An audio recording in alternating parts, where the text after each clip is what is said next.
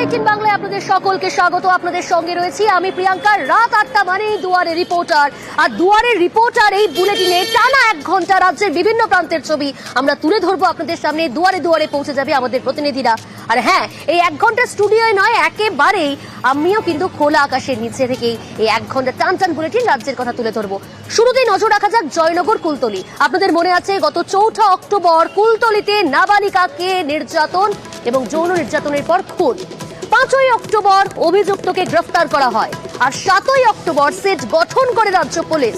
25 দিনের মাথায় এবার চার্জশিট গঠন করলো পুলিশ এবং চার্জশিট জমা। সামনে এলো চার্জশিট। কি আছে সেই চার্জশিটে, কি উল্লেখ করা হলো, সবিস্তারে জানাবে। সরাসরি রয়েছে আমার সঙ্গে অর্পণ। 25 দিনের মাথায় চার্জশিট, কি উল্লেখ করা হলো সেই চার্জশিটে?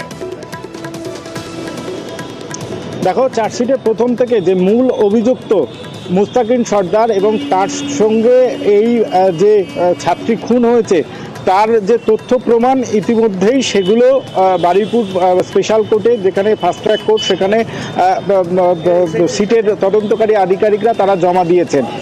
25 দিনের মাথায় এই সিট তদন্ত করে তাদের তদন্তে যেগুলি তথ্য উঠে এসেছে এবং তার সঙ্গে প্রযুক্তির সাহায্য নিয়ে সেই প্রযুক্তির যে তথ্য প্রমাণ সেগুলো ইতিমধ্যেই জমা দেওয়া হয়েছে।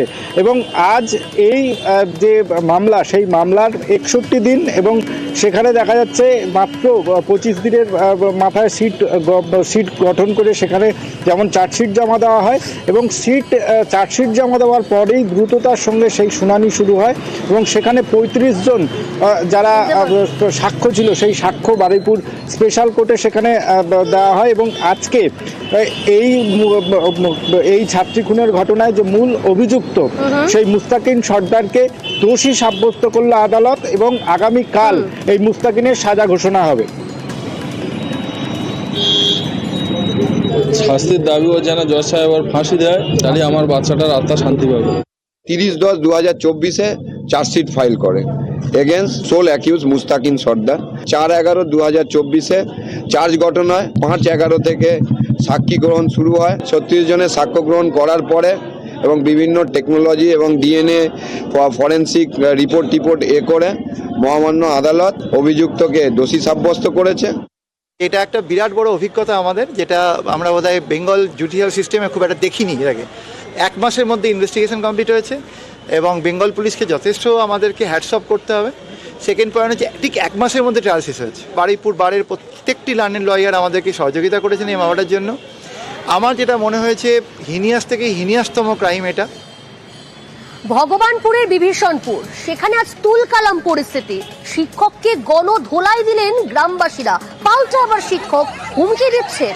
কোন রকম ভাবে পুলিশ উদ্ধার করে নিয়ে যায় ওই শিক্ষককে, কিন্তু কি অভিযোগ তার বিরুদ্ধে? কেন গণধোলাই? এইভাবে জুতো খুলে জুতো দিয়ে মারা হচ্ছে শিক্ষককে, চর মারছেন গ্রামবাসীরা। একেবারে উত্তেজনা পরিস্থিতি তৈরি হলো ভগবানপুরের বিভীষণপুর এলাকায়। কিন্তু কেন গণধোলাই দেওয়া হলো এইভাবে শিক্ষককে? কি অভিযোগ রয়েছে তার বিরুদ্ধে? আগে ছবিটা দেখুন আপনারা।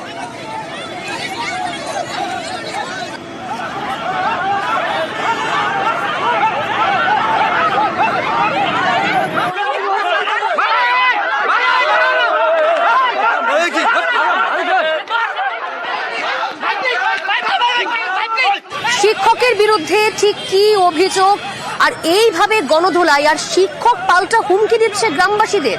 কি এমন ঘটনা ঘটেছে?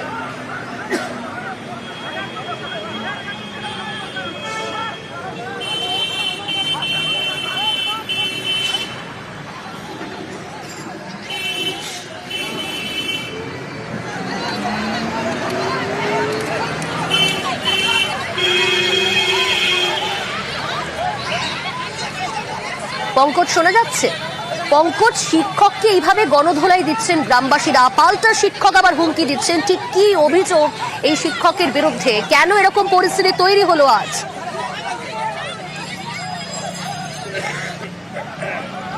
দেখো, তোমাকে জানিয়ে কি প্রিয়াঙ্কা, এই ভগবানপুর বিভীষণপুর গ্রাম পঞ্চায়েতের বোর্ড প্রাথমিক বিদ্যালয়ের ঘটনা, যেখানে এই সহকারী শিক্ষক সুব্রত দাস, যেখানে ওই স্কুলের যে 3য় শ্রেণীর এক ছাত্রীকে যৌন নির্যাতন করেছে এবং ওই মোবাইলে তাকে নাকি ব্ল্যাকমেল করার জন্য ভিডিও তুলে তাকে ব্ল্যাকমেল করছে, এমনটাই কিন্তু অভিযোগ করছে অভিভাবক সহ এলাকার বাসিন্দারা।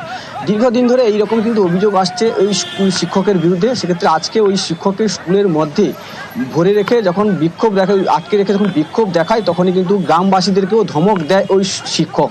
তখনই ভগবানপুর থানার পুলিশ এসে ওই শিক্ষককে উদ্ধার করে নিয়ে আসার সময় কিন্তু যেখানে গণপিটুনির শিকার হয় ওই শিক্ষক, যেখানে স্থানীয় বাসিন্দা এবং অভিভাবকরা তাকে কিল চর ঘুষি মারতে থাকে, পুলিশ একেবারে তাকে উদ্ধার করে নিয়ে আসে। যেক্ষেত্রে তোমাকে জানিয়ে রাখি, ওই যে তৃতীয় শ্রেণীর ছাত্রীর পরিবারের পক্ষ থেকে ইতিমধ্যে ভগবানপুর থানায় অভিযোগ দায়ের করার জন্য কিন্তু এসছেন, এমনটাই সূত্রের খবর। তোমাকে জানিয়ে রাখি, এই যে ভগবানপুর বিভীষণপুর গ্রাম পঞ্চায়েতে বোর্ড প্রাথমিক বিদ্যালয় এই শিক্ষক সুব্রত দাসের বিরুদ্ধে কিন্তু দীর্ঘদিন ধরে কিন্তু এই অভিযোগ আসছে বলে এমনটাই জানা যাচ্ছে। প্রিয়াঙ্কা, এটুকু বলবো যে এই সুব্রত শিক্ষক সমাজে শুধু কলঙ্ক নয়, ইনি বিজেপির লিডার, তৃণমূল কংগ্রেস কর্মীদের উপর অত্যাচার করেছেন। ইনারা বিজেপির কর্মীদের সঙ্গে নিয়ে না লিডারশিপে ইনি মোমবাতি মিছিল করেছিলেন নারী সুরক্ষার কথা বলে। আমরা আবেদন করব যে এদের আসল চরিত্র মানুষের কাছে তুলে ধরুক। বাঁকুড়ায় স্বামীকে খুনের জন্য এবার স্ত্রী এবং তার প্রেমিককে যাবজ্জীবন ঘোষণা বিষ্ণুপুর মহকুমা আদালতের। এই বিষয়ে ডিটেল জানবো। দেবব্রত রয়েছে সরাসরি। দেবব্রত, কবে এই ঘটনা ঘটেছিল এবং এই মামলার পরিপ্রেক্ষিতে যাবজ্জীবন সাজা ঘোষণা করতে গিয়ে আর কি বলা হলো আদালতের তরফ থেকে, কি নির্দেশ? একেবারে প্রিয়াঙ্কা, দেখো 2021 সালে 1 মে এই ঘটনা ঘটেছিল ইন্দাস থানার ত্রিশালন গ্রামে। যেমনটাই অভিযোগ উঠছিল যে এক স্ত্রী তার প্রেমিককে সঙ্গে নিয়ে তার স্বামীকে শ্বাসরোধ করে খুন করে। অভিযোগ দায়ের করে ওই মৃত ওই ব্যক্তির ছেলে ইন্দাস থানায়। সেই ঘটনার পরিপ্রেক্ষিতে ইন্দাস থানার পুলিশ ওই স্ত্রীকে এবং তার প্রেমিককে গ্রেপ্তার করে। দীর্ঘ আইনি লড়াইয়ের পরে অবশেষে গতকাল বিষ্ণুপুর মহকুমা আদালত তাদের দোষী সাব্যস্ত করে এবং আজ দুজনকে সাজা ঘোষণা করা হলো।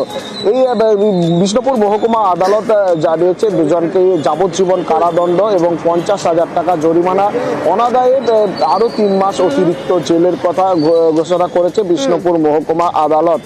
সব মিলিয়ে কিন্তু এই স্বামীকে খুন করার ঘটনায় অবশেষে বিচার পেল ওই যে মৃত ব্যক্তি, তার 2 সন্তান। কারণ তখন 2 সন্তান ছিল, বাড়িতে আর কেউ নেই এমনটাই জানা যাচ্ছে। তারা দীর্ঘ আইনি লড়াই পরে অবশেষে তারা সুরাহা পেল এই বিচার প্রক্রিয়ায়। প্রিয়াঙ্কা, গত ইংরেজির 1/5/2021 তারিখে রাত্রিবেলায় নিমাই দুলেকে তার স্ত্রী তোতন দুলে এবং তার প্রেমিক সঞ্জয় ঘোষ পরিকল্পনা মাফিক শ্বাসরোধ করে হত্যা করে। দীর্ঘ বিচার প্রক্রিয়া চলাকালীন আজকে মাননীয় Bishnupur additional district and session জাজ রায় ঘোষণা করেন। তোতন দুলে এবং সঞ্জয় ঘোষকে যাবজ্জীবন কারাদণ্ডে নির্দেশ দেন এবং ওনাদের 50,000 টাকা জরিমানা, ওনাদের 3 মাসের কারাদণ্ডের আদেশ। আরাবুল ইসলামে এবার কড়া পুলিশ। ভাগড়ে তার গাড়ি ঢোকার মুখেই সেখানে পুলিশ রীতিমতো তল্লাশি চালালো তার গাড়ি জুড়ে। শুধু তাই নয়, আরাবুলের সমর্থকদের লাঠি উঁচিয়ে তাড়াও করলো পুলিশ। কিন্তু গাড়িতে তল্লাশি চালানোর পর কি উদ্ধার করা হলো, কি উদ্ধার হলো, আদৌ কিছু উদ্ধার হলো কি জানাবো একটা ছোট্ট বিরতির পর। সঙ্গে থাকুন।